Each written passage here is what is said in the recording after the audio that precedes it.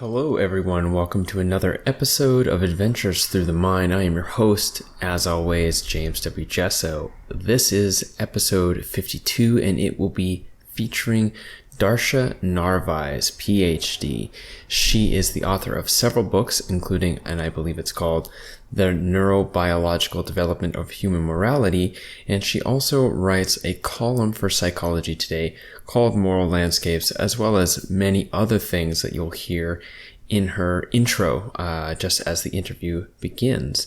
Very excited to have her on the show, as I was first exposed to her work through, I believe, Gabor Mate, and also through her writings and other articles on circumcision.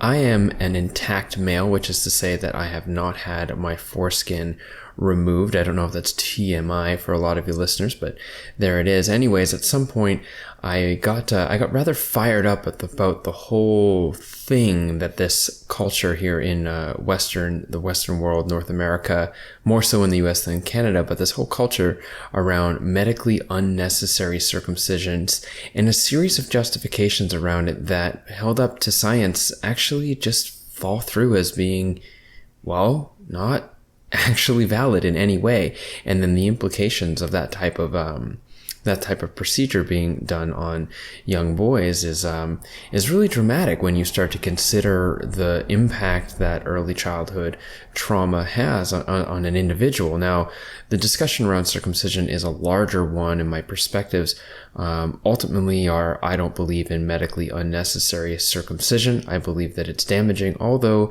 any negative experience that is had can be dealt with in a way to have a healthy, happy adulthood. So no negativity there to any of the men who may not still have their foreskin for whatever reason. Either way, Darcia's work actually really expands beyond circumcision and gets into what she calls the evolved nest, which is basically what our ancient child rearing practices were as humans and how we've deviated from them, and looking something between what science proves as accurate and where science cannot prove it, looking into our genetic lineage, our genetic history, to understand what probably is best practices for raising children. So I was very excited to have her on the show to share her work, and not only to discuss and share the implications and the larger concepts around her work, but to basically just straight up ask her some questions. To ask her, hey, what about breastfeeding versus formula? What about spanking? What about sleep training? This kind of stuff, and get her opinions. What does the science say? What does the history say? Yay or nay, and why? And if nay, how can we do better? What does it look like to do better? This is something that's personally meaningful for me because I am an uncle, and I live in a family environment where I am regularly a responsive caregiving adult for these two young boys whose healthy development means a whole lot to me and a whole lot to my whole family. So having this understanding really helps empower me to be a better adult, to be a better caregiver for these children. And I also feel like a lot of us are coming to wake up and realize that what we've been told about the way life is supposed to be and how we're supposed to act and what's right and just according to our current society is probably not actually the case. And a lot of us, recognizing that, would like to have a better understanding of what is right and good and just for the healthy, development of a well-adjusted adult and a good life. So I believe Darcia's work and what she offers here in this podcast really touches on that in a good way. So I'm very happy to have her on the show today. But before we get into the actual interview, I would like to let you know that I guess I'd like to let you know where I am and what I'm doing real quick. So I'm currently in Squamish, BC at a friend's house.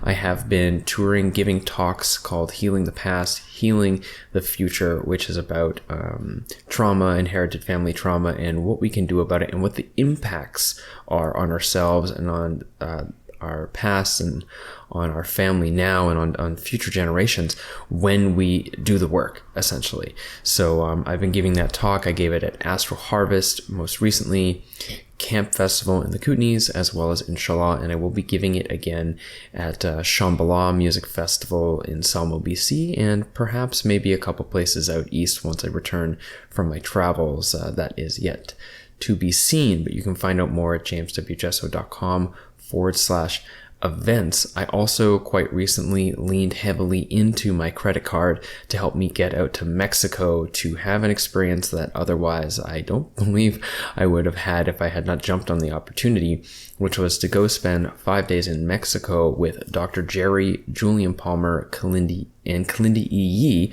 Julian and Kalindi from previous episodes here on the show, to eat psilocybin mushrooms in the Zapotec Mountains of the Oaxaca region in Mexico, which was profound to say the least. And if things go according to plan, there will be a storytelling event in Calgary to tell the story and what I learned from all of that, and to record that for the podcast. But regardless of whether or not that event happens, I will be releasing a conversation that the four of us had in Mexico that I recorded for you guys, for the public record. So keep watch for that. And of course, you can keep watch by following me on social media. Instagram is really the one where I'm doing a lot of my travel blogging and my updating and all this stuff. But you could also sign up for my newsletter, which is somewhere on the page at jameswjesso.com to stay up to date with that kind of stuff. Picked up a 5-star review on iTunes, which I'm very excited about. It's been a little while since someone made the effort to do that. It's from Seattle Cat from the USA. It says, thoughtful, insightful, and well presented. James W. Jesso's podcast, Adventures Through the Mind, is a delightful and intelligent look at the psychedelic landscape through conversations with many of the leading advocates of today. Within this context, it is wide-ranging and exploratory. Psychedelic spiritual work provides an avenue of return to the sacred. If you have an interest in visionary, shamanic, or entheogen work, this podcast is for you. Thank you, Seattle Cat, for making the effort to drop that review. I really appreciate it. And any of the other listeners who want to make a little effort and drop a few words into iTunes and give me the opportunity to read it here on the podcast, I would deeply appreciate that as well. All right, the final thing before we jump into this interview is that this podcast is brought to you by you. It is funded by the listeners via Patreon, which is a funding platform where you, the listener, can have direct funding relationship with me, the creator, and also through one-time donations on PayPal and through Bitcoin, which is up to you guys to check out. jameswjesso.com/support for that information. If you are enjoying the show, I ask you to please head over to the Patreon and take a look, and to please support the show to whatever capacity you can, as I would like to make this, it's already my life work. I would love to make it an economically secure path for my own life and for this work as well. So please go over to jameswjesso.com/support and check that out. Now, without further ado, I would be very happy, in fact, I am very happy to offer you this episode 52 of Adventures to the Mind with Darcia Narvaez, Ph.D. Darcia Narvaez is a professor in the Department of Psychology at the University of Notre Dame. Her prior careers include professional musician, classroom music teacher, business owner, seminarian, and middle school Spanish teacher. Dr. Narvaez's current research explores how early life experience influences societal culture and moral character in children and adults. She integrates neurobiological, clinical, developmental, and education sciences in her theories and research around moral development. She publishes extensively on moral development, parenting, and education. Recently, she has been studying the evolved developmental niche or nest and how it influences moral development, moral capacities, and preferences.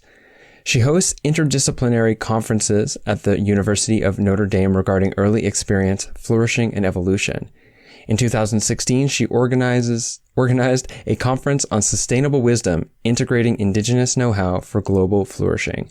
She is the author or editor of numerous books and articles. Her recent book, Neurobiology and the Development of Human Morality, Evolution, Culture, and Wisdom, won the 2015 William James Book Award from the American Psychological Association. She is executive editor of the Journal of Moral Education and writes a column for Psychology Today titled Moral Landscapes. Welcome to the show. Thank you very much. So I'm going to describe what I understand as your approach, and you can correct me as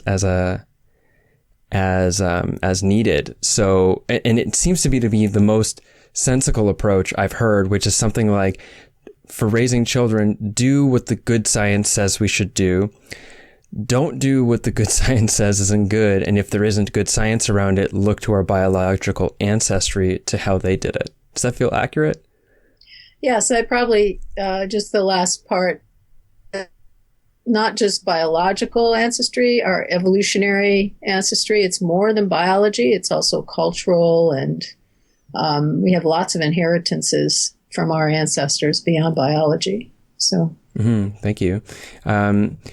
I would really like today to unpack your work around what you call the evolved nest and primal parenting, and specifically pick your brain around some of the what's common practices in sort of modern child rearing and like medical birthing situations, and to just assess their impact. But maybe we could start off with you explaining what is the evolved developmental niche, or what I've heard you call the evolved nest. Yes, the evolved nest, something we've forgotten about, I think, in civilized nations. We've gradually moved away from it, and especially in the USA in the last century or so. It's a set of practices. Every animal has a nest. We have a nest too, and this set of practices is matched up with the maturational schedule of the child. So the child is changing rapidly every moment, and so those practices facilitate the optimization of normal development. And then the practices are really mostly 30 million years old because they emerged with the social mammals. We are social mammals. People don't want to think we're animals. Yes, we are. We're social mammals, and social mammals have particular needs. They need to feel like they belong. They need to feel like they're part of the group. They need to feel affection, a sense of autonomy. All animals need that too. But our nest is set up to facilitate then the best kind of development for that baby. And it's especially intense in the early years, but it actually lasts till we are adults, which now the neuroscientists tell us take till about 30 years old, right? So the nest is really a long, long kind of process of support for the good development of the person. And by good development, I'll talk about the elements in a moment, but the good development means that you have good self-regulation. You can deal with your negative reactions to get along with others, and you're very agile in getting along with people, and you can deal with unexpected events. There might be some stress or something unfamiliar, but you quickly are able to move past that and adjust. So it's this agile intelligence about getting along in the world. It's more than getting along with humans, I would say too, but we can talk about that later. So what's the nest? The nest is soothing birth experiences. So when the baby is born, there's no pain inducement. Nobody's, spanking them, for example, or poking them. And that experience is still connecting to mom. So after emerging from the womb, they're put on mom's chest or belly. And in natural conditions, the baby will move up the belly to the mother's breasts and massage the nipple and start the breast milk. Talk about empowerment, right? Just think about how that builds self-confidence from the first moments of life, if you can do that. So that means before you move on, I just, this thing that you're talking about, I recently heard it. It was, I can't remember what it was called, but it was like a practice where you let the baby just do that on its own, like use its like kicking legs to kick its way up. It's called like early crawl or something like that. Yeah, I don't know the name. They are starting to realize that that's really important for the baby to do. Mm-hmm. A lot of hospitals will just put the baby on the mother's breast rather than letting the baby do it themselves. Mm-hmm. So what happens then is that there's no separation of mom and baby. And there's been animal studies showing that if you separate the offspring from the mother, even for an hour a day, that that offspring as a sheep or a horse or a other kind of animal is kind of messed up later socially. So it doesn't take very much to mess up this connection. Mom and baby are ready right after birth to really glom onto each other, magnetically connect. And the brain systems are ready for that mind melding, body melding kind of thing. So if you mess it up and take the baby away, you're undermining that normal process of the continuum of being close and feeling alive and feeling connected.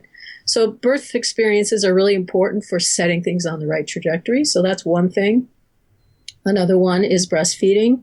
So breast milk, every mammal has breast milk. That's why they're called mammals, mammary glands. And every milk is different, unique for that animal. And human milk is thin instead of thick. Thin varieties means that you ingest it frequently. And so babies have very small stomachs. And so they need it a lot. But it's also important to realize that there are thousands of ingredients in breast milk. It's not just a food. It's actually hormones. It's actually building blocks for the immune system that's mostly in the gut, for the brain, neurotransmitter systems. And even there are ingredients in breast milk that feed the good bacteria so that your immune system is largely built on these good bacteria, probiotics. The microbiome, it's something we're starting to realize how important it is. So breast milk, in our ancestral context, which I can talk more about later, is provided for at least 4 years of life. Wow. 4 years. Well, why? Because the immune system takes about 5 years to develop to the adult levels. So the average age of weaning in these ancestral societies is 4 years old, but they go on till 8. They've been observed till 8 years old. So, and boys especially need more of all this stuff I'm talking about. This recent paper by Alan Shore about how sensitive boys are to early stressors. They just don't develop as rapidly as girls do and don't have as many built-in resiliencies. All right, so soothing birth, breast milk, responsiveness. So the responsiveness to the needs of the baby so that when the baby starts to go make a face or wiggle, that means something's not right. Well, you want to move in as a caregiver and try to adjust how you're carrying them, what's happening. And usually you should be carrying a baby because that's, the context is we should be in the womb another 18 months compared to other animals. We're very immature. Even at 18 months, we look like newborns of other animals. So much is scheduled to develop after birth because we always had this nest that provided the context for developing it well. So when you don't provide that nest, you're unnested, you're not going to develop very well because we were designed to need that nest. So responsiveness is been studied a lot. In our research, we always control for that because we know it's really important that the mother and the father, other caregivers are responding to needs and kind of mutually being influenced by that child. So there's back and forth mutual relationship. Then another one is affection, lots of caring and touch. We have lots of animal studies showing that when you separate a mammal from its mother, all sorts of systems get dysregulated because mammals need lots of touch and affection and closeness, physical closeness to their caregivers. And so babies really are expecting to be carried around. Again, there should be in the womb another 18 months. So you should think, all right, I should be carrying them almost like a womb for that amount of time and let them decide when they want to move away or when they feel comfortable to do that instead of forcing them into isolation. So we force them to be isolated in our modern USA way of raising children in their own beds or, sitting in the carriers all day long or playpens. This is not good. So what happens when you separate a mammal baby from its parent, their growth hormone slows down, their DNA synthesis, all the stuff that they're supposed to be growing well just starts to slow down in reaction to not getting what they need. So you're not going to be as smart. You're not going to be as well developed in these social ways. The social intelligence is really key as to what's developing in those first years The right hemisphere is scheduled to develop more rapidly at that time period, and the right hemisphere is very much about governing your self-regulation systems of all sorts, but also that social skill development. Does all these little nuances that you have to learn in the first year of life about looking at people in the eye. When do you do that? How do you say hello? How do you play with someone else? All those little things are a lot of nonverbal things that have to occur, and that's just sort of the lower layers of social skills that develop then. And if you miss that time period, you can have gaps in what you know. It's like laying a poor foundation of a house. You got holes in it, right? The concrete was poor. And you don't maybe see it immediately, but you'll see in adolescence. There'll be depression or anxiety or noncompliance or all sorts of things. All right, so then that's soothing birth. What did I say? Breastfeeding, responsiveness, affection, play. Babies are ready to play from birth. That means this interactive kind of way of getting along with others.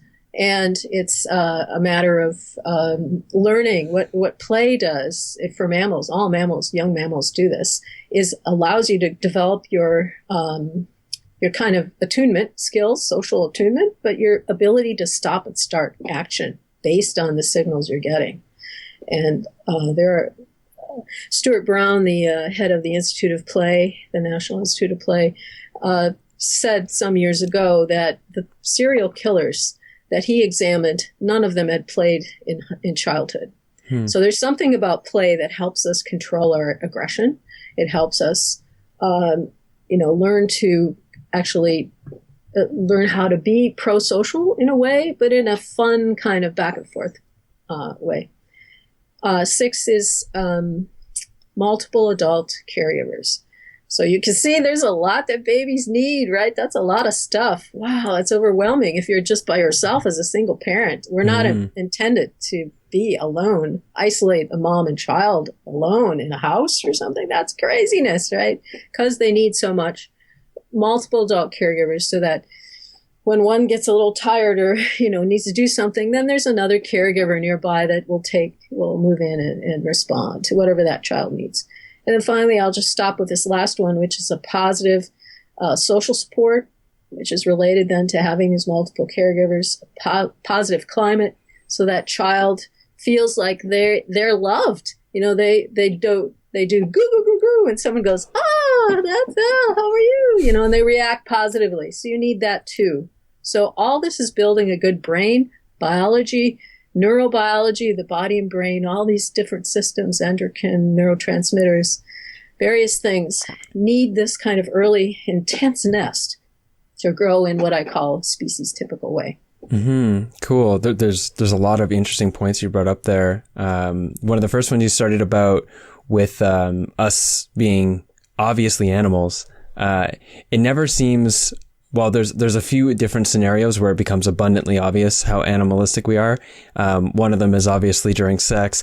The other of which is infants or like very small babies playing and moving around. And it's like my nephew, for example, one of them is 1 year old, and he just loves to hang and like get flipped upside down and do all this stuff. And it's like, this is a little primate. This is a really small, excitable little primate that just wants to climb and flip and fly. Yeah. Yeah. Another thing that you said about play is interesting and made me think about the work of Stephen Porges and the polyvagal theory, and him talking about a 3-tiered system to our nervous system and the sort of the vagus nerve. The vagus nerve, yeah. And that there's one called the myelinated vagus, which is a rapidly acting inhibitory system to shut down threat response that enables us positive social engagement or play, and that being really important. It's interesting, this idea of early childhood play almost developing the nervous system to be able to to shut down threat response and to just engage positively, which goes into Can I say something about that? Yes, please. So what's really important then is responsive care. When that baby starts to get distressed, you don't want the baby to be distressed, because then their systems are practicing being distressed, and developing ways to enhance that, right? So you want to keep babies calm.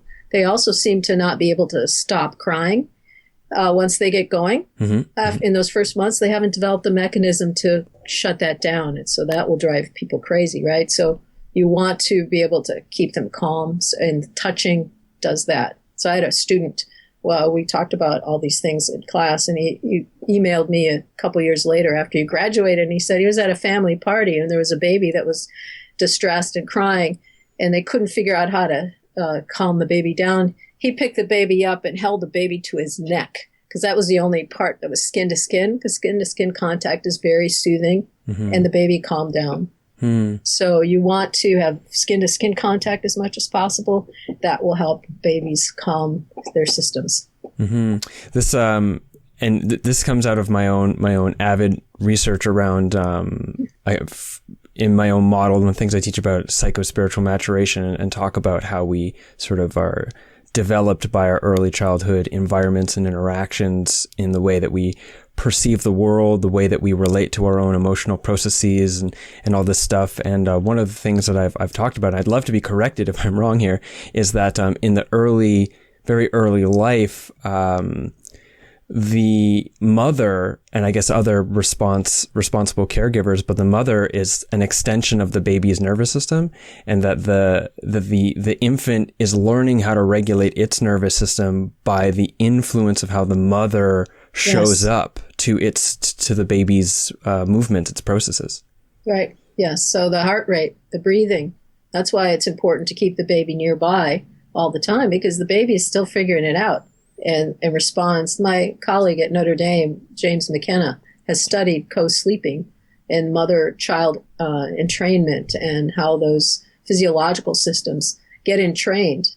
And without the mother right there, the baby's systems kind of, like I said earlier, get kind of dysregulated, and they don't get set up properly then if that becomes the usual experience. And I believe I read it in one of your articles that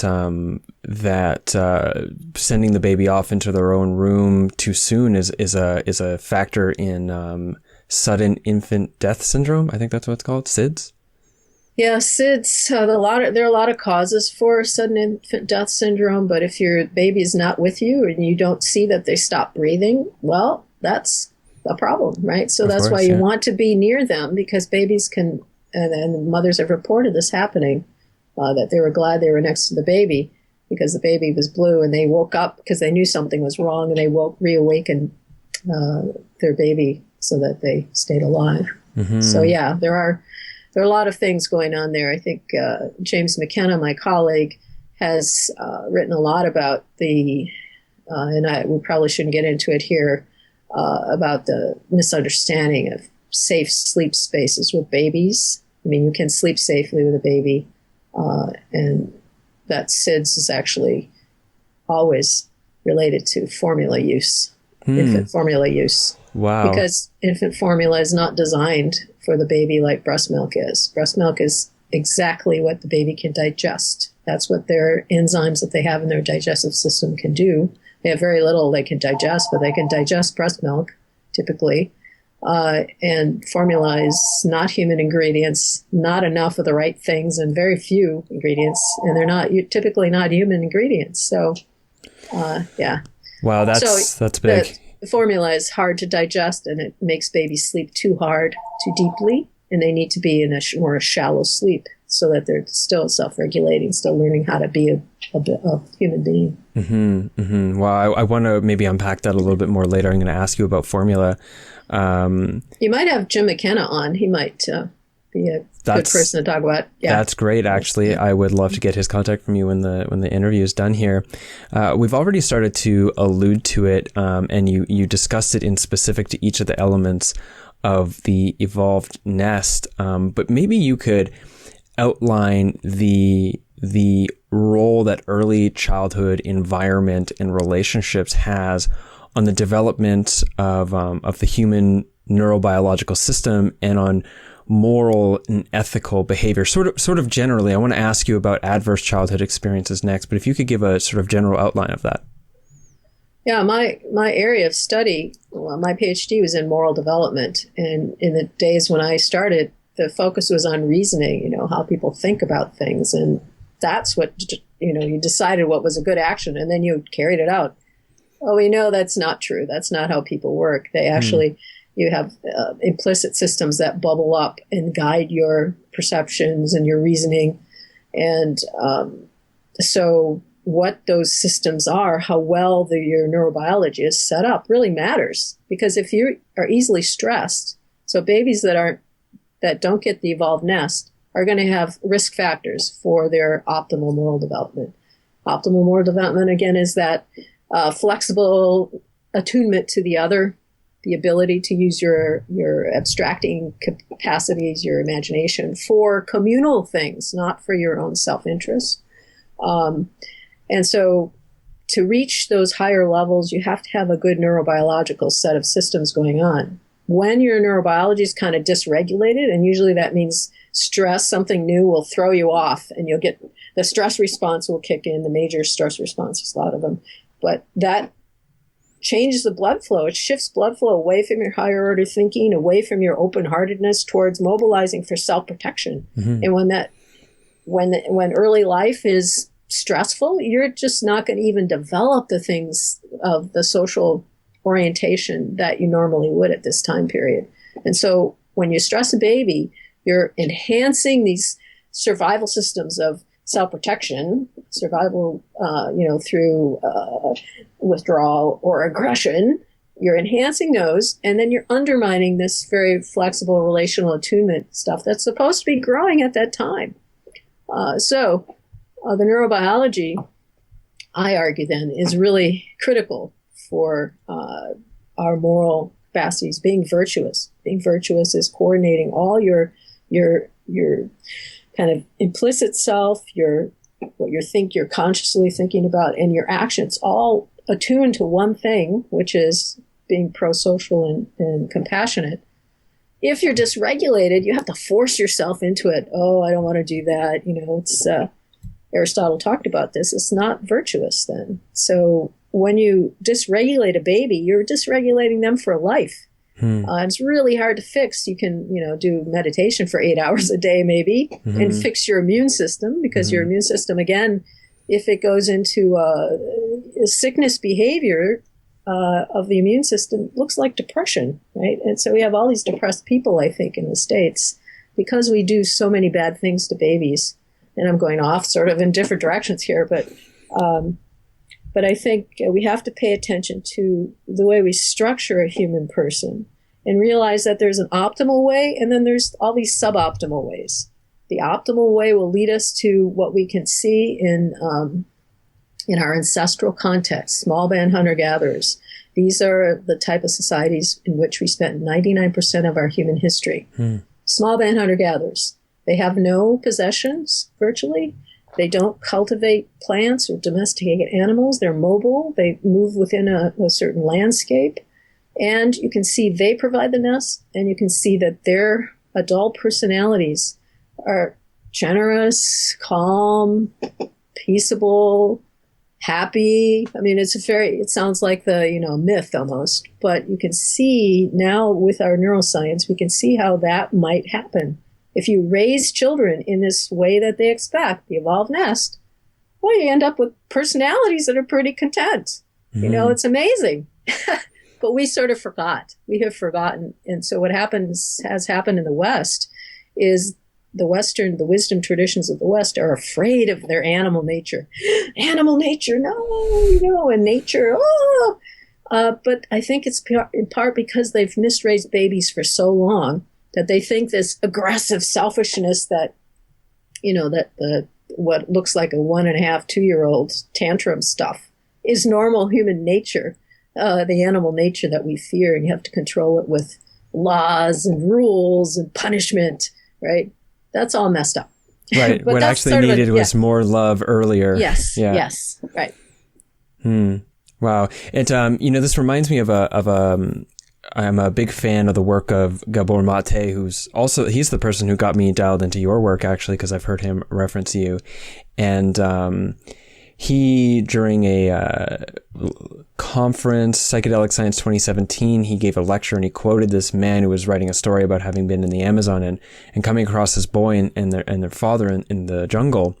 And that I'm going to butcher the quote, so I'm not even going to try, but he said that he looks upon this boy and there's a confidence in a way that almost frightened him, because it was the strongest sense of confidence he had ever seen, and not confidence from something of having achieved something or done something or earned something, but confidence that could only come from knowing at the deepest part of who he is, exactly who he is, and that he has place in this world.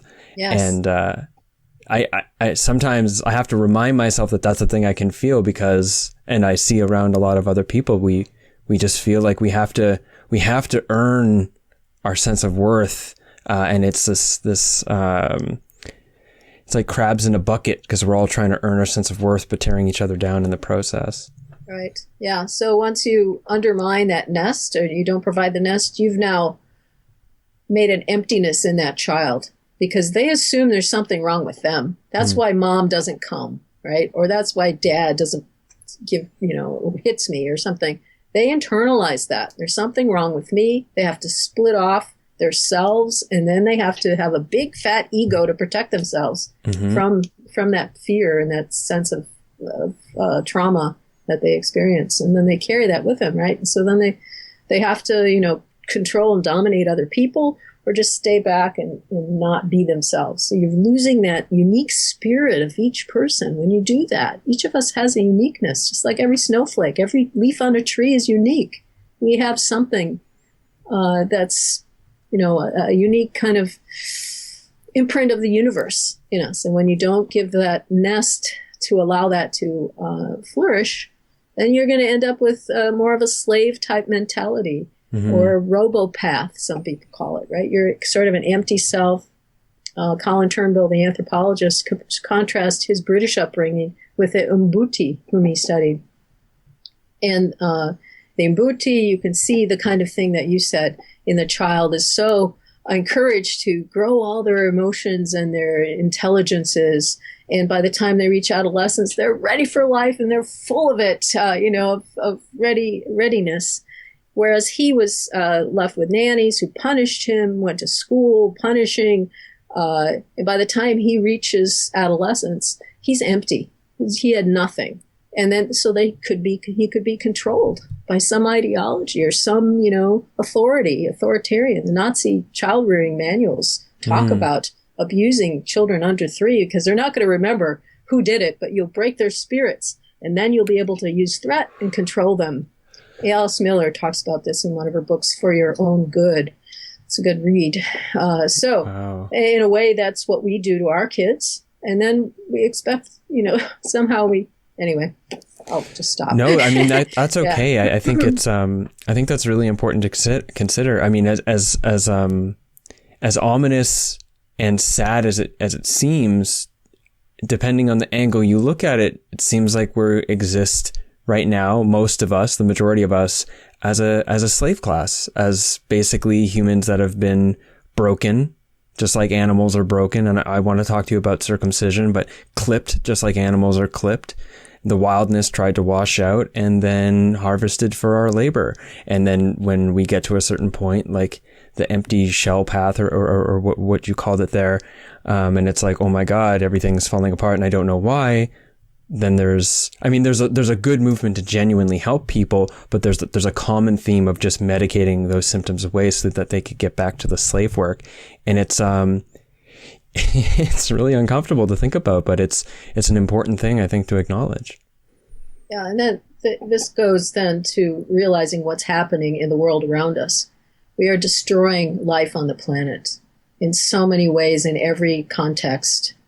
And we think it's okay because we're in this slave mentality. We don't know who we are. That young boy that you mentioned, he wouldn't allow that to happen in his area. He would guard those trees. And that's what you can see in the indigenous people who are asked, well, why don't you cut down your trees here and plant some rubber or make money from palm oil or something? And they say, well, if we cut down the tree, it's gone forever. It's not coming back.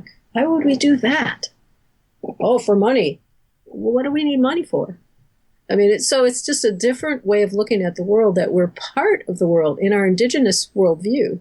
We are part of the world. We are rooted in the earth. This is our landscape. We're connected to our bio community, our relationships. We're responsible for keeping this flourishing. It's not just about human beings. Mm-hmm. And that's another thing that's broken, that we've broken. When we break the baby's nest, we are breaking her or his connection to the earth. And so we shouldn't be surprised now that we have all these disordered people that just want to get stuff, because they have this big hole in them, right? So they got to get stuff to fill it, or dominate other people to feel okay, or whatever it is. All these, psychopathologies, really. Mm-hmm. So. Mm-hmm. Wow. Yeah, that's a fairly heavy topic and important. It is. Yeah.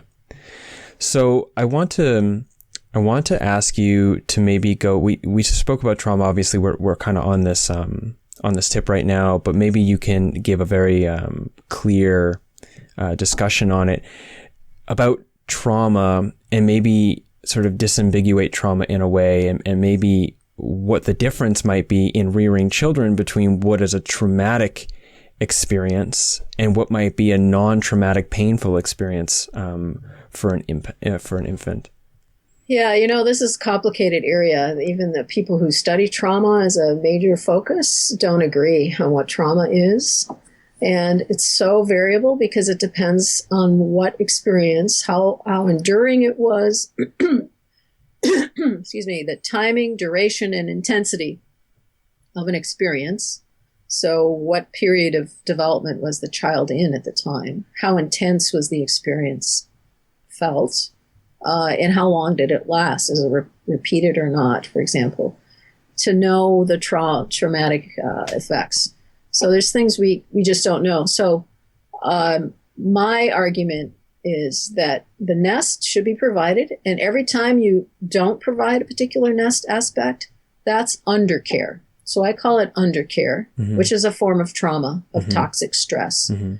So every time you don't provide one, then you're inducing toxic stress, which is traumatic for optimizing development anyway. So that's the way I talk about it. Mm-hmm. It's really hard to be specific, as every child is unique in their development and where they are in the trajectory. But if you provide the nest, then, no matter who they are, no matter what their genes are, you are providing the kind of buffering support so that they develop in their, to flourish. Mm-hmm.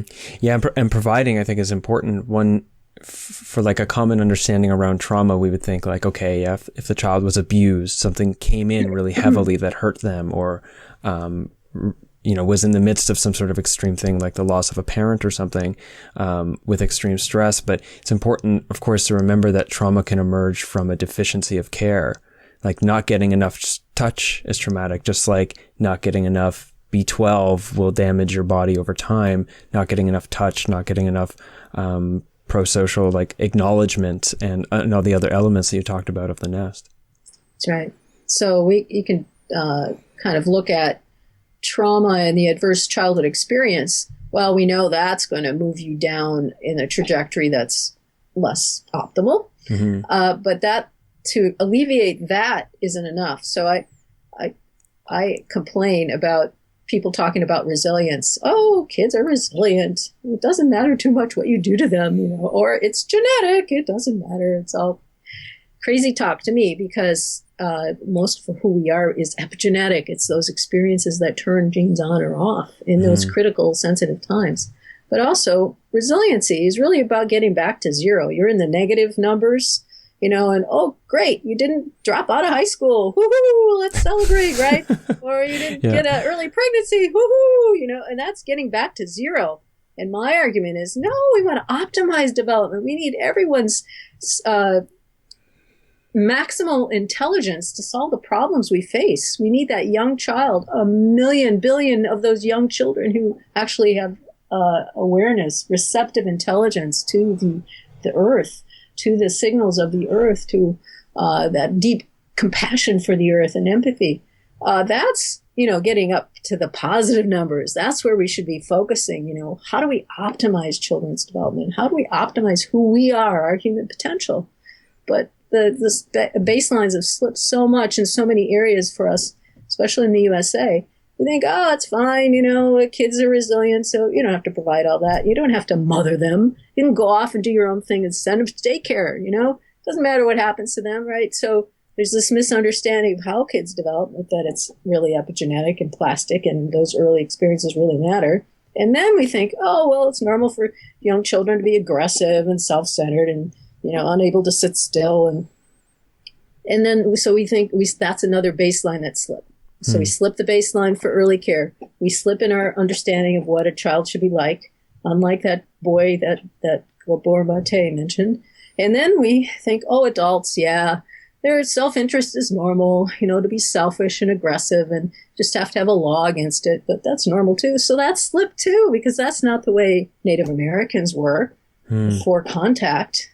They're much more communal and I mean, of course, it's not ideal. There's various things that we can point to that, weren't ideal, but it's a different personality. We think now it's normal. And then we think the culture of this, aggressive consumption, oh, yeah, that's the way it should be. And we're making progress, aren't we?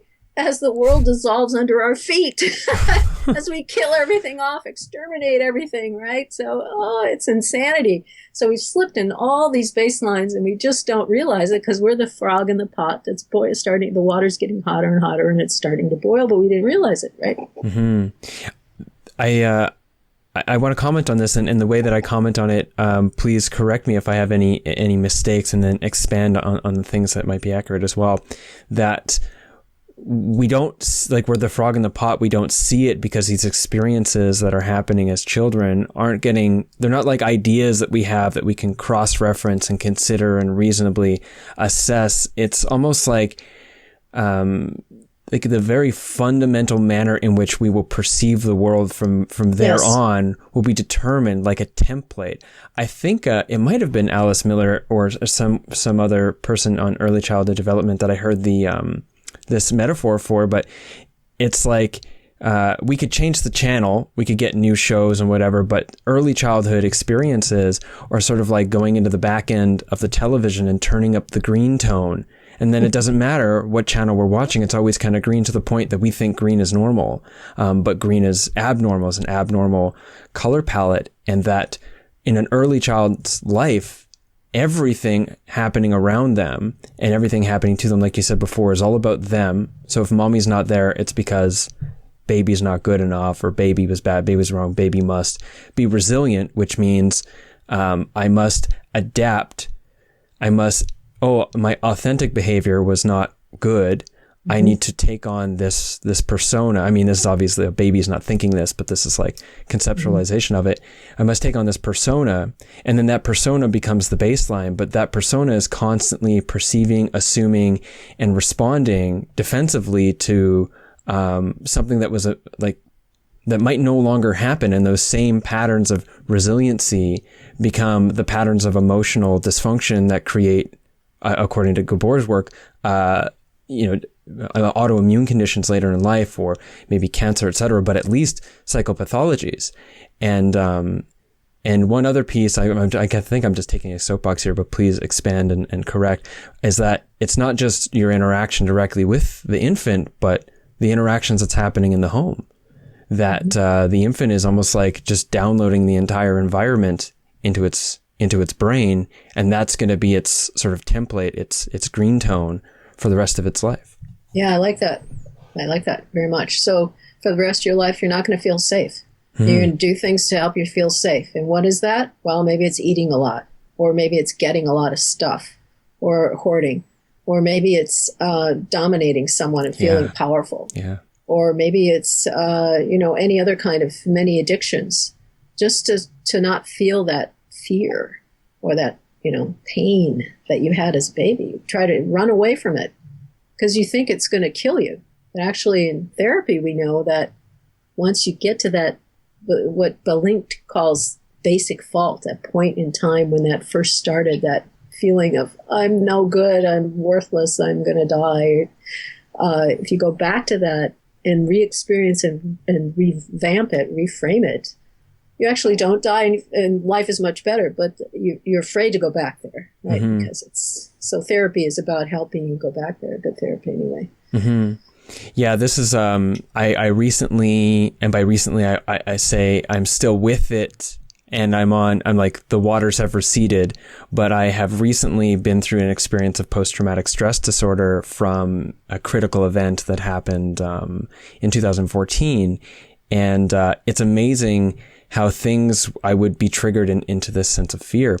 And the thing that helped me get through it was learning increasingly more so the resources to get closer and closer and closer back to the critical event until I could essentially re-experience it and trust and be in safety, and then reconceptualize it, and narrativize it in a way that it now becomes something that I've passed through, rather than something that's always there that I'm afraid of. And I don't know what your own work, I know it's a contentious topic, but for myself and my own experiences and in the research, the use of altered states of consciousness, be it through breath work or some type of psychedelic such as MDMA for post-traumatic stress disorder, or any of the classical tryptamines, to be able to go back and re-experience and reset, has incredible impact on a person's well-being. Mm-hmm. It's not an area I work in, but yeah, makes sense. Mm-hmm. Mm-hmm. Yeah. So I want to, there's a few things, I'm really loving the conversation we're having. There's a few things specifically about child rearing, since we've been talking about, basically how we have this system where the normal is, what would you say, undercare? Yeah. The normal is undercare, celebrating baseline, and even sometimes celebrating under baseline. And obviously this is, dysfunctional is an understatement.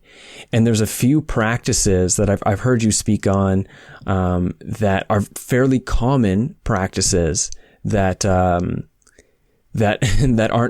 good. And I'd love to, I'm just going to mention a practice, and what I'd like is maybe for you to explain what the practice is, so people who might have never heard of something like sleep training, what that is it okay? Why is or isn't it okay? What type of impact does it have? And if it isn't an okay practice, what are some of the alternative practices we might consider? So the first one I want to ask you about is just letting them cry it out. Yeah, so the cry it out sleep training is the kind of sleep training where you let the baby cry themselves to sleep. You just leave them alone and you let them cry, assuming that they're going to learn that they have to go to sleep by themselves.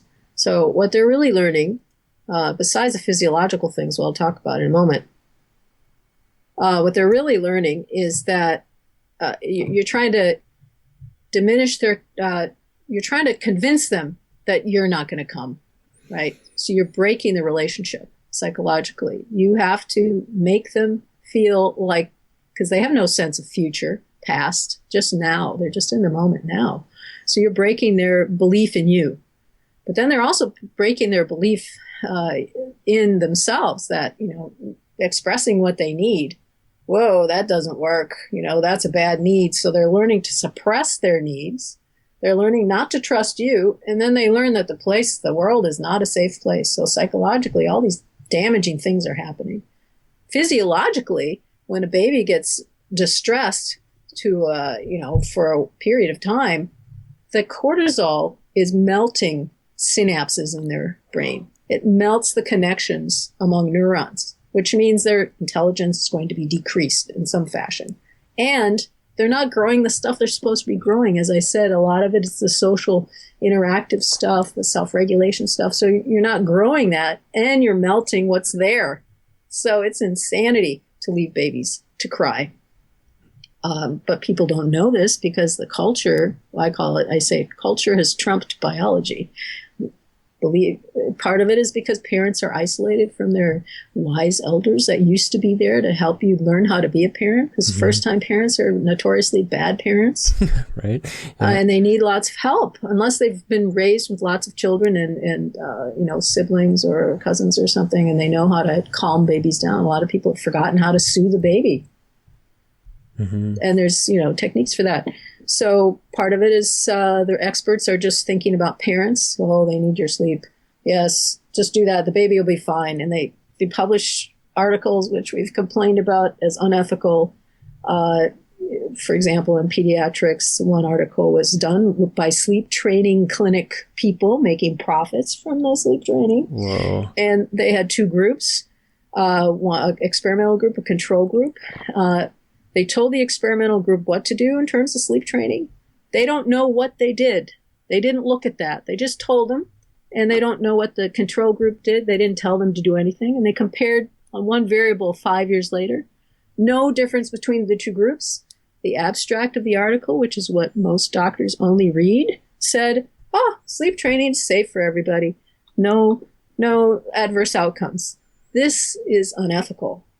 They didn't look at baby's well-being for all sorts of variables for me. So what I argue then for this nest is if you're going to violate one of the nest principles, leaving the baby alone or leaving them distressed or not being responsible, whatever it is, any one of those, you have to show me that there's no long-term effects over 60 years of life, let's say, multiple variables, that there's nothing that's going to go wrong.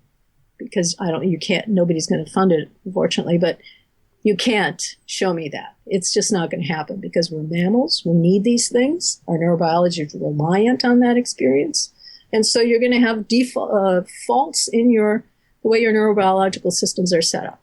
Mm-hmm. Of course. Which will then also influence, like we were talking about earlier, a person's basic self-identity in the way they perceive the world, like implicit memory, say like implied. So if mommy doesn't come, what's being implied by that experience is like, maybe baby's not good enough, no one's coming to help me, whatever it might be. No matter how hard I try, I will fail alone, right? I am lost, I'm alone, I'm abandoned.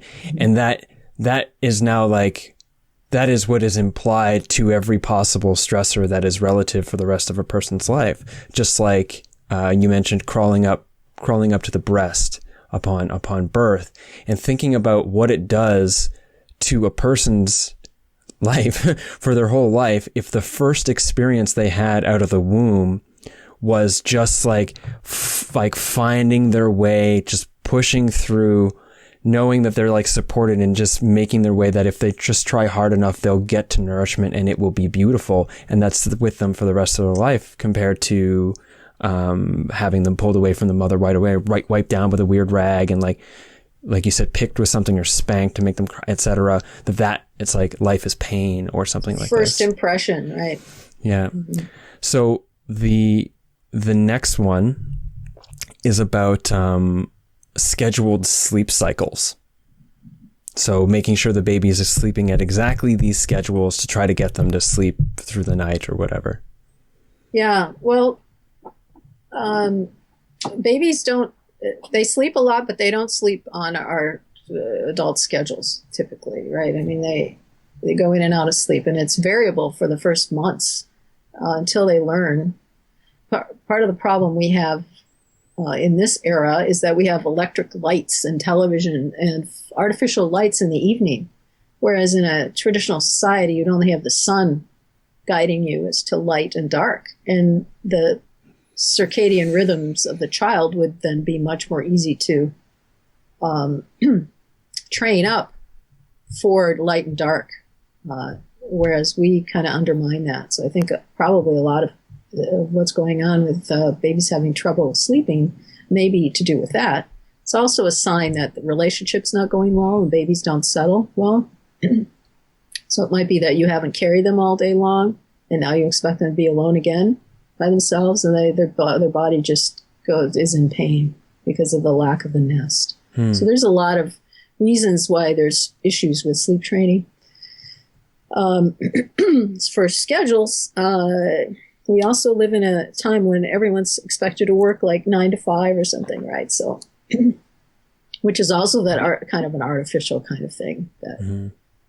So I don't have a lot to say about the specifics. It depends on the situation, with a kid and the age of the child and what the parents need. But ideally, you would have at least a couple years of parental leave. So it wouldn't matter if you didn't sleep that night, that right. You don't have to go to work the next day. There are societies that provide at least a year or two, like Sweden and other places in Europe. In traditional societies, even Jewish tradition is to leave mom and dad with the new baby for a year. They don't have responsibilities except to get to know each other. So we sort of have things set up in all the wrong directions. Oriented to work rather than families, right? Oriented to making money rather than living happily. To the slave labor. Yeah. Yeah. We might have jobs that feel really nourishing and live reasonably good lives, but still set up to train laborers. Yeah. So we already talked about this next one, but maybe just another sort of reminder for the people. Formula. And for formula, yeah, as I said, it's just a few dozen ingredients that are not human, typically not alive. Breast milk is alive, 80% of it. Breast milk feeds the good bacteria to populate your immune system, which is mostly in your gut, where most of your serotonin receptors are, and serotonin is related to intelligence and not being depressed and having good moods.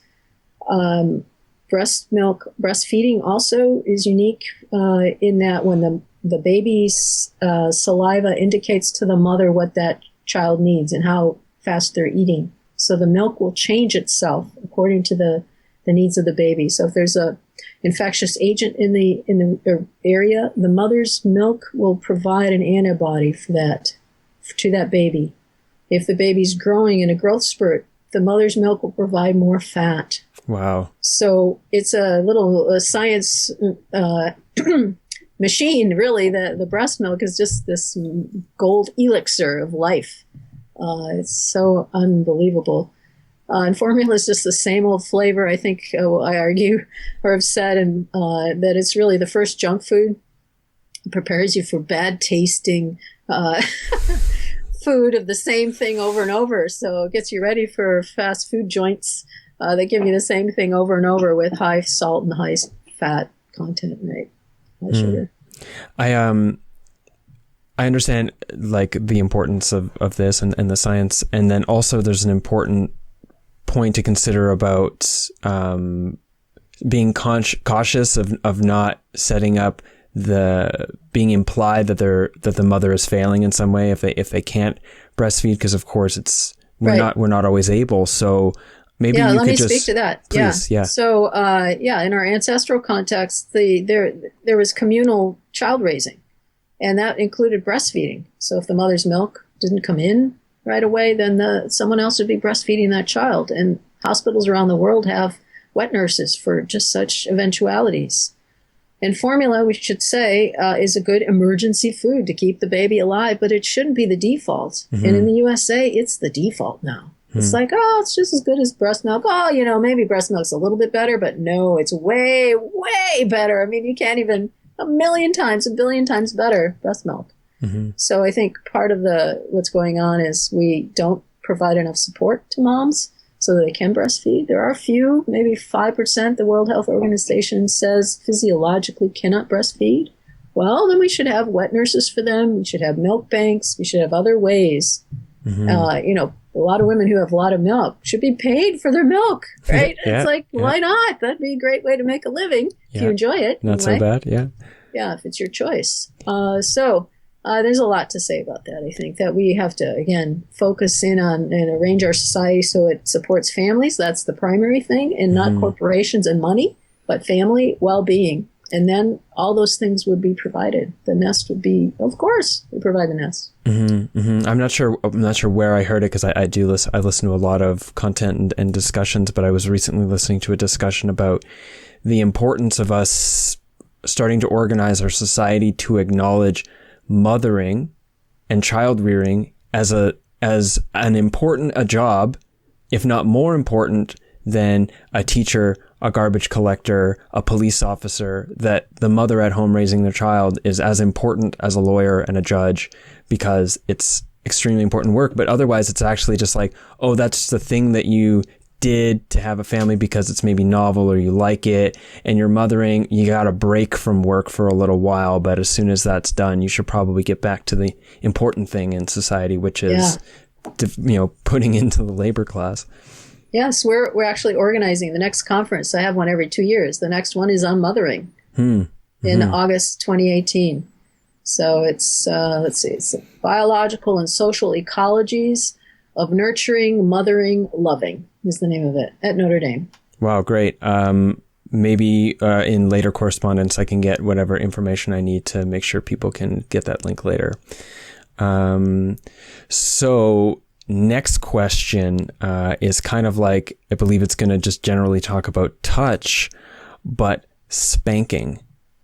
Well, the research on spanking in general shows that it might stop a child from doing something in the moment, but over time it increases aggression in that child. So they learn that spanking or aggression is a good way to make things happen, right? So people think that it's some way to socialize a child that's helpful, but that's not what the research shows. And there seems to be a coercion. So is a problem. So in our ancestral context, there's no coercion. The adults don't force kids to do stuff. Instead, they provide the nest, and then they assume the child has their own spirit, their own autonomy, their own agency. There's a student of mine who told me about a friend's visit to Africa. She didn't tell me where, but they were sitting around the village fire, and the American saw a little child putting their hand towards the flame. And the American went, "Oh, don't do that." And the elder of the village said, "If you do that, you're going to have to do it the rest of their life." So there's just an honoring of the autonomy of that child, unless they're really falling into the flames or something. Right. You let them learn on their own, and so coercion doesn't do that. It thwarts then motivation. It relates then pain to that relationship. It does all sorts of crazy things, and so it's not a wise thing to do. I think it's what happens is adults get so frustrated they can't think of anything else to do because they're so stressed out from whatever the child is doing, and then they get into that aggressive mode to try to control it. So it's actually an adult fault. That's the problem, not the child so much. My own personal thoughts on it, I could sum up in a tagline, which I'd say would be like spanking, also known as hitting your children. Because to me, I feel like any violent action done from a caregiver to a child has violent ends. And another thing, and of course, correct me if I'm wrong, I know that it's kind of a harsh thing that I'm going to say, but if you've gotten to a point where you feel like you need to spank your child, you failed way, way before you got to that point. Yeah. I agree. So it actually shows the parents' either high stress levels or their lack of capacity. They never learned the getting along kind of stuff that I mentioned earlier. That they somehow they have a broken maybe relationship already with the child. Maybe the hospital did something, there's traumatic birth, and they never really bonded closely, and so it's like a burden to have this child. There's a lot of things that can lead to this coldness, really. At least spanking in from an emotional perspective. Some people think, oh, you should spank without feeling emotion just because it's the right thing to do. That's so-called Christian parenting. That's crazy too. So. But at least that's, in a way, more controlled. So if you're going to stress your child, if you do it in a controlled way, that's better than the unpredictability of rage, for example. Yeah. But still, it's not optimal. I think about the amount of people that I know less and less, which is nice, that are parents now, and a lot of them aren't into spanking at all. But then there are some that's like, oh yeah, that's just how I do it. I was spanked as a child. Yes. And I turned out fine. And then in my mind, I'm like, if you turned out fine, you wouldn't be hitting your child. They say that for all the parenting practices. I had formula and I'm fine. Or my parents didn't respond to me and I'm fine. But I'd like to give them a 1,000 item questionnaire and ask about their anxiety, their depression, their health, and all sorts of things, right?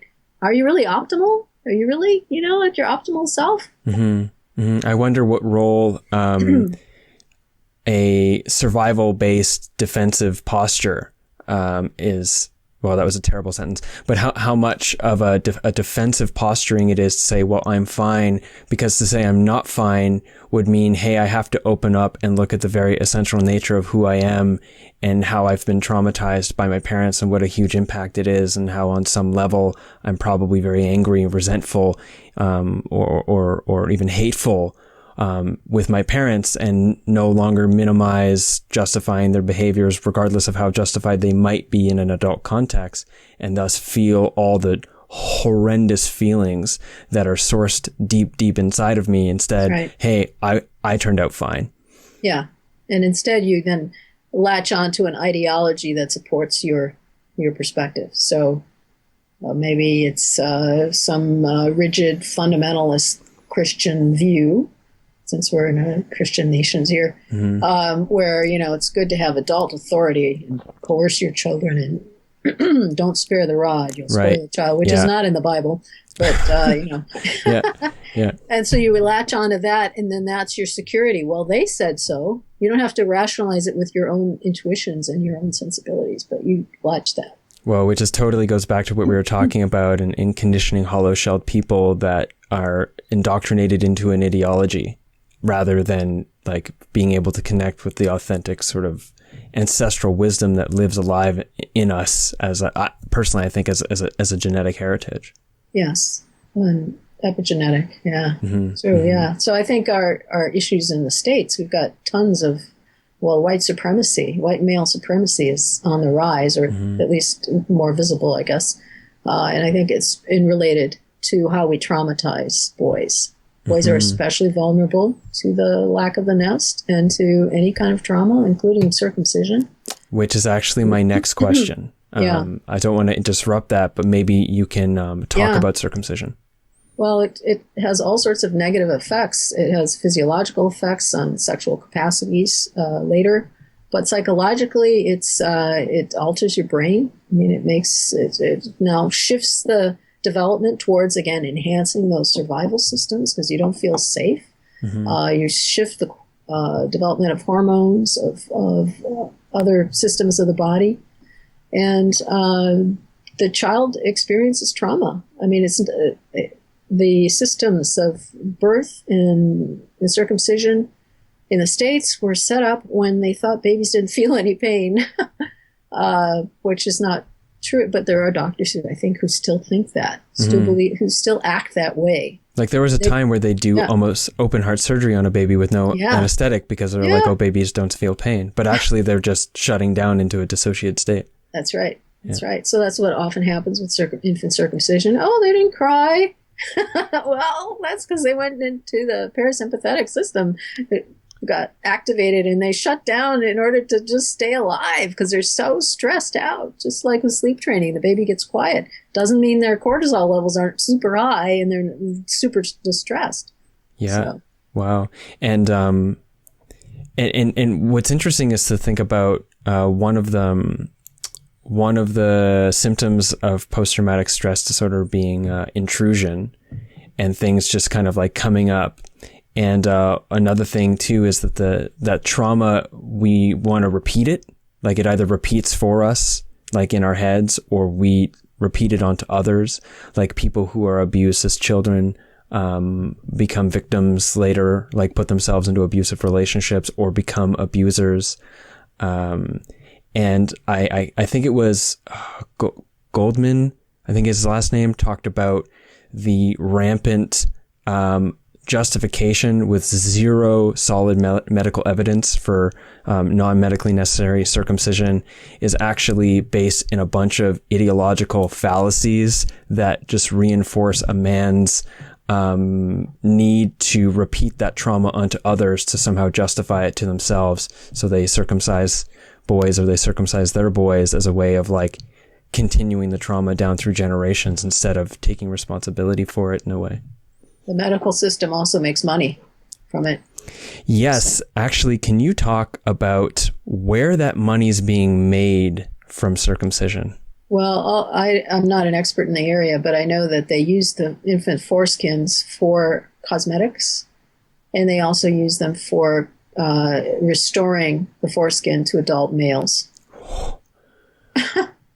That is just, I didn't know that second bit. That is just totally, that's totally wild. And also I think a point to consider, because the general idea that I understand, once I am, I mean, TMI for all the listeners here, but I'm an intact male. And growing up, of course, I wasn't in a very, I lived in a Christian household, so the sexual repression culture was fairly strong. And so my assessment of what my penis was supposed to look like was through pornography, which are mostly circumcised penises. And at some point when I was about 18, I'm like, wow, okay, something must be wrong, because I didn't really know how to work with it, and I was having problems rolling it back and stuff. And I went to go see doctors to get it removed. But in Canada, you can get it removed for free if it's a medical issue, but you have to pay $1,500 if it's cosmetic. And I went through to these doctors, and because I didn't want to pay, I kept trying to convince them it was a medical thing. And eventually I got to a third doctor, because each one denied me. I got to a third doctor, and it was like a special urologist. Walk into his office, everything is like dark hardwood, like kind of like classic, like, I don't know, some stereotypically gendered like man office, you know, and walk in, and he closes the door and he says, what I want you to know is that I believe that it's a man's right to have a circumcision if he wants it, and I believe the government shall pay for it. So no matter what you tell me today, no matter what the reason, I will label it as medical so you don't have to pay for it. Now, why do you really want a circumcision? And I had a conversation with him that that he basically was like, all right, I suggest that you do it. He said that he had it done. He didn't do it to his boys. This is why. He said, I suggest you not to do it, but what I'll do is I'll open a 3-month window. If you message me at any time in that window, we'll book an appointment for you. And if I don't hear from you for 3 months, enjoy the rest of your life with your foreskin. And it was I think some of the best advice I've ever gotten in my life, because since then I've come to learn that the foreskin is the most sensitive part of the body, that it has 2/3 of the nerve endings on the penis exist in the foreskin. And that the consequences of removing it is forcing an internal organ, the glands, to become an external organ, which means it needs to develop a type of scar tissue. And that the long-term consequence of that, I mean, numerous consequences of it, but the long-term consequence is usually increased erectile dysfunction as you age. Mm-hmm. And the difficulty with sexual relations, the woman. Right, of course, because there's not that like folding sleeve that sort of like works as its own kind of lubricant in a way, because it's there, but otherwise you need to use lubricant. And I understand it also, an uncircumcised penis can almost like squeegee out the woman's natural lubricant, which increases the chances of like them getting injured internally and infections. Yeah. Mm-hmm. So it was instituted as a way to control sexuality way back among the Jews. So.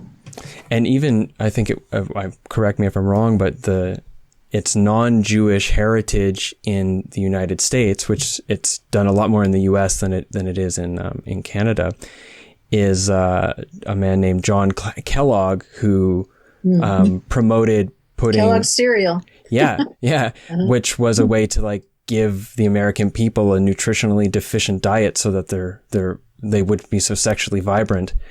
And he also supported putting carbolic acid on the clitoris of little girls so they don't have sexual desire, and that he wanted to circumcise young boys. And the theory was that if you associate their first ever sexual experience to painful trauma, then they're less likely to touch themselves later. And that's the heritage of circumcision in North America. Mm-hmm. Craziness. Yeah. So again, that's back to being animals, right? So don't want to be an animal. Yeah. And think about, like you said, white supremacy and like male violence against women and numerous forms of violence. And I feel like it would be important if we got the metrics on what the statistics are to circumcised men, to intact men, to like a history or a life path that includes violence or criminal criminal behavior or psychopathologies. Yeah. Mm-hmm. Well, I feel like I kind of got on a little bit of a soapbox there. I want to ask you a couple more questions about. I'll kind of condense this one about common birthing practices. For example, Pitocin, cesareans, and epidural. Okay. Well, the length of time a baby's in the womb varies by about 55 days. So doctors, when they set a due date, are guessing because they don't know what that baby really is. They have these formulas or whatever they use to guess. So if you induce a baby because that you're following the due date of the doctor, you are already now inducing trauma to the child because maybe it's a baby that needed to be in another 50 days or 30 days or whatever it is. So we have now become quite rigid in what we allow babies to. We even pull them out of the womb before 40 to 42 weeks. So in the old days, it was 40 to 42 weeks full-term birth. Babies are being pulled out at 38, 39 weeks. So they're hardly developed right when they're at birth. But then if you pull them out even earlier, all sorts of problems happen. You've got a preterm child, they're delayed in all sorts of ways. Their lungs are less developed, and preemies in general have all sorts of things that aren't fully developed, making it hard to breastfeed, for example, because their muscles aren't developed well. So Pitocin is also suspect for at least some of the rise in autism because its use parallels the rise in autism since the 70s. Wow. Now, it's hard to do experiments on these things, right? So you can't really randomly assign babies to something you think might be harmful. Mm-hmm. So who knows? It's not clear. Epidurals, when you have... I bring moms and babies and young children to my classes all the time so that kids, my undergraduates, get exposed to parents who are responsive and what it looks like, and they get more familiar with babies and what they need. And I had a mother from Israel come in one time who talked about her birth. She had 2 children, and she said, I'd love to have another baby because it was so ecstatic. She just had a transcendent experience having the baby with no interference, no epidurals, no drugs or anything. It was just because the body's hormones kick in and the oxytocin and other systems are making that mother enjoy the experience under natural conditions, under untraumatized mothers' conditions. So my students were like, what? On TV, we always see the mom calling for the drug. Give me the epidural, give me some painkiller. Screaming, I hate you at the father. I hate you. Yeah.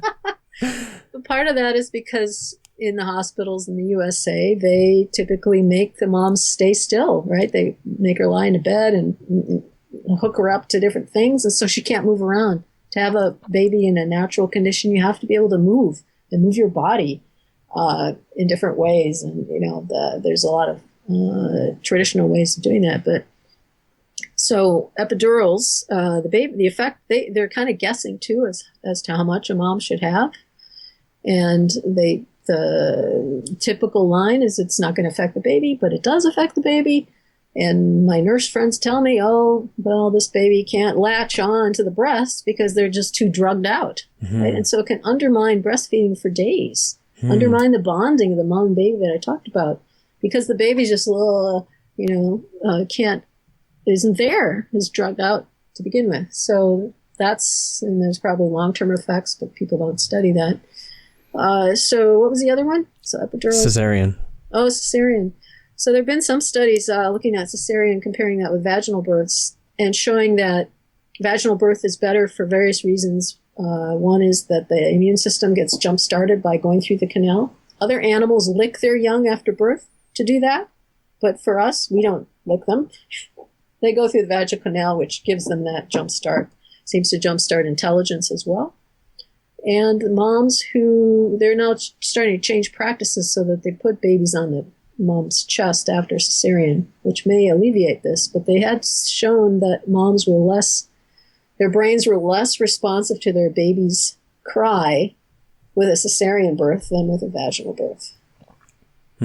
But maybe the skin-to-skin contact is changing that. I don't know. So better to go natural if you can. If you can't, then, do all sorts of things to make it as naturalistic as possible. Mm-hmm. I've heard other people comment that an increase in cesarean, the C-section is done around break time or like end of shift for doctors, and that there's a weird culture around getting the baby out by 5 p.m. or something like that for convenience purposes. Yeah, most babies are born in the night under natural conditions because that's when the mom relaxes. Right. So I think the doctors have been pushing these scheduled C-sections, right, in order for their own well-being rather than for the babies. Mm-hmm. Of course, sometimes these things just need to happen for the reality of the child and the mother both surviving the process, which goes into a question from a friend of mine who's a midwife. She's the only person I know who is a professional midwife, and so I asked her, like, hey, do you have a question for Dr. Narvaez? And she was like, yes. So she says, in your, I believe it's a essay or a paper, The Ethics of Early Life, The Harms of Sleep Training, you discuss various factors that influence long-term physical, mental, and psychosocial health. One of these factors being naturalistic birth, no separation of mother and baby, no induced pain or trauma. We can look at this usual relational development systems approach, RDS, as discussed in the article, The Evolved Developmental Niche, where you describe development as a, quote, non-linear co-constructive process, end quote, operating within individual and social context. So her question is,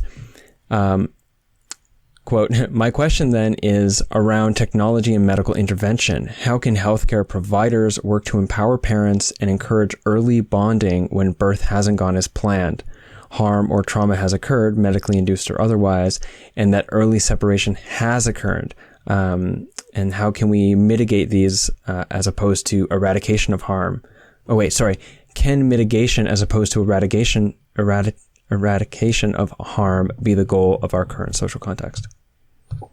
Well, I think, if it's happened already, if there's been some kind of trauma that's occurred, I would, for a young baby, I recommend the skin-to-skin contact, that the baby be placed and carried around all day long, skin to skin, with mom or dad or the primary caregiver, and that will can reset, I think, their relationship, the responsiveness, the bonding, the regulation, self-regulation of the child. If the child is older with some traumatic experience, I would recommend lots of playing. So tag, wrestling, and because the right hemisphere grows through play, no matter how old you are. So when young children are ready to play, typically, it's a sign that if they don't want to play, that either they're afraid or they're sick. They don't feel safe. Something's not right. So children generally want to play. And so parents can actually regrow their own right hemisphere and their kind of social skills and their self-regulation through playing themselves. So running around, going sledding and letting themselves belly laugh. It's the belly laugh you want to get to, and this silliness, climbing trees, whatever it is that works for your child and you, that's the place I think that is healing, no matter what age, even, teenagers. Cool. I want to be really mindful of your time, and I also feel like I just want to take such advantage in this opportunity to speak directly with you. So I just have a couple more questions. One of which is from a patron of mine. This podcast is funded by Patreon, and some of the patrons can send messages to get questions. And Hayalti, who's from Iceland, asks, one thing I noticed growing up was the fact my parents said, quote, we're always buying stuff so you should X, to make me stop asking them for favors or gifts, because I didn't want to be manipulated like that. My question, how does this affect the parent-child relationship at large? because on the one hand, it made me really frugal, but it may have had some other effects as well. So I think this is about bribing and coercion. Yeah, that's kind of a tough one to answer generally because it depends on that relationship. You don't know if it's just one area where they're kind of disagreeing or if this is kind of flavoring the whole relationship. So I think you don't want to get into kind of power struggles between father, mother, and child. You don't want to get into this kind of bargaining thing typically or generally. It could be that, the kid's a teenager, though, and they have been asking for all this stuff. And they're just in this period of time where that's where they think the good life is, right? So then maybe it's a transient kind of experience. So I think it's hard for me to answer it in a general way. But you do want to have a responsive relationship. And I know I have a friend whose son wanted to buy some very expensive sneakers, Nikes or something for, I don't know how much money. And they had a conversation and they talked about, well, you think of what that money could be used for, for the food bank in our area or a Habitat for Humanity building houses for the poor. Do you really want to spend that much money on your feet? Or would you rather do this for others? So I think if you can shape the conversation around pro-social and, community responsibility and citizenship, I think that's a way to move away from this kind of consumption orientation, consuming more and more and having more stuff for me, because that'll make me look good or whatever it is, status. So anyway, that's just a reaction. So second last question kind of goes back to sort of the conventional paradigms or practices. And it's being tough on boys. And I guess, which is a larger question around sort of gender stereotypes, not necessarily discussing non-binary, that topic, but specifically, what are your thoughts on a culture of sort of toughening boys up? Yeah, well, I wrote a blog about this called Be Worried About Boys, especially baby boys. And it was about a review paper that just came out by Alan Shore, who's a neuropsychiatrist. And he points out all the various research, reviews the research showing that boys are more vulnerable to stress throughout that, especially early period, in part because they develop more slowly. They're less mature at a younger age than girls are. And so you can see the brain circuitries are not quite as developed as well. Their stress response system isn't. So anything you do to the boy at the same age as the girl is going to harm them more and reshape then their trajectory, which I talk about. If you're going to optimize development, then you want to give baby boys more cuddling, more attention, more responsiveness, more play, more breast milk for longer, right? So the data show that being tough on boys is actually the wrong way to go. Now, for a warrior culture or a culture that wants to make boys very stress reactive and obedient, slave obedient to warrior machines, maybe you do want to do that. You want to undermine their development so that they're scared unless they have a gun in their hand or, they're part of a soldier corps or something. Then you're going to, and it seems that that's what's happened in the States. We've become a warrior culture. It's not very conducive to getting along with others except through force. And that's what you're creating then. I know this is a sort of just like a semantic argument, and I have similar perspectives on this warrior culture, though I use the term of like a dominator culture because I give reverence to the idea of warrior. I think of it more as as a philosophical practice. I think that's a better way to do. So it's Rianne Eisler's term, right? The dominator culture versus. To be honest, I don't know where it came from. It's just been in part of discussion with some of my friends group and sort of like thinking groups for a while. Yeah. So dominator culture. Yeah. Yeah. And I think about just how difficult it can be because I have nephews and thinking about how they're going to be inevitably forced with being told that there's something wrong with them for feeling emotional, and also wanting for myself to maintain a sense of like really healthy touch with them for a long time. Like even when they get like to an age where all the other adult men will like stop giving them healthy touch because it's like, oh, they're too old. I know I've spoken with female friends of mine who said that they hit a certain age and then all of a sudden daddy wouldn't touch them or hug them anymore. And same for boys. And I think that it's sad. Yeah, it is sad. The final question. Thank you for your time. The final question. All right. So we're in a mess. We're kind of in a mess here. We've talked a lot about best practices. And so maybe in this question, you can just outline again what the evolved nest is. But what can we do as adults in how we operate ourselves? So there's a lot of practices that we've talked about here, but like what can we do as our internal, like how do we align our internal guiding force to be better and do better for the children in our care, whether it be as parents or as extended family or community members and as a society at whole? Yeah, that's a big question.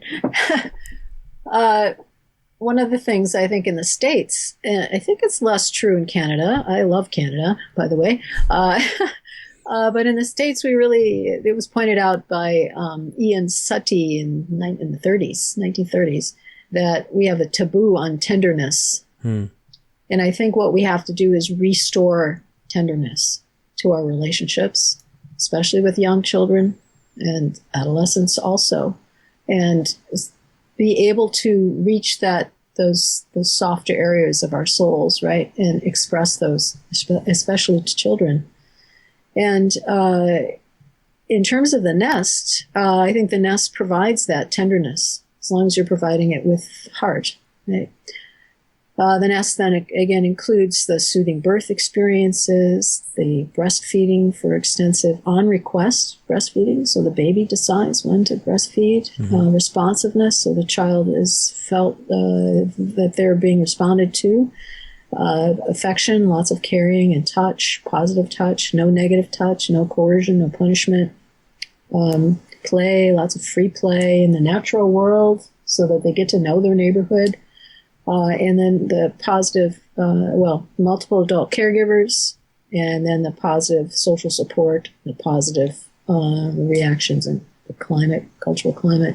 All those things are, I think what we have to do is learn them again, relearn them, and realize, oh, that's how kids should be raised.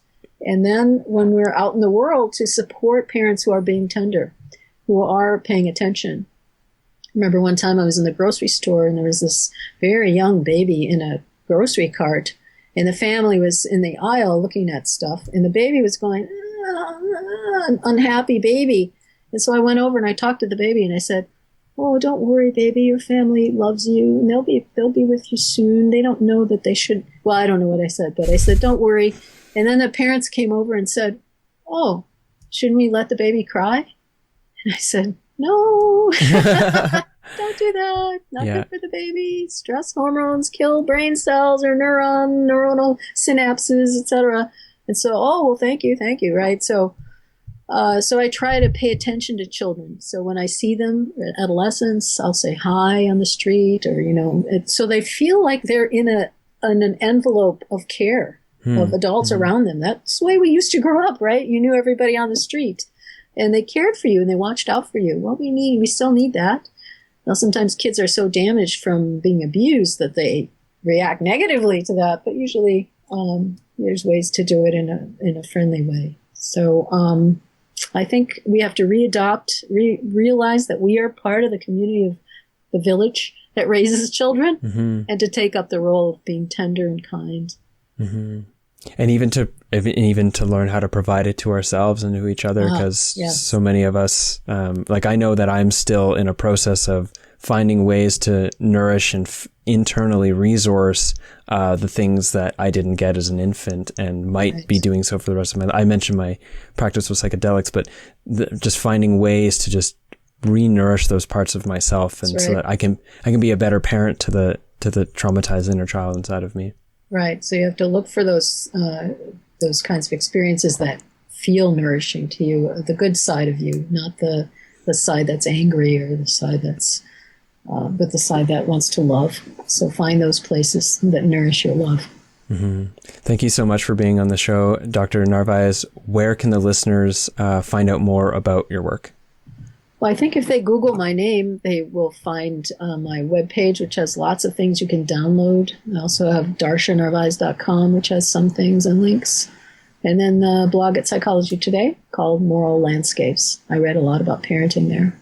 Great. And other things. Great. Yes, I'm really enjoying your column there. Thank you for being on the show. To the listeners, I will make sure that all of those links are in the show notes at jameswjesso.com. Dr. Narvaez, thank you so much. You're welcome. Thank you. Thank you so much for listening to this episode of Adventures Through the Mind. I certainly enjoyed having the conversation with Darcia Narvaez, and I would love it to hear that you enjoyed listening to it.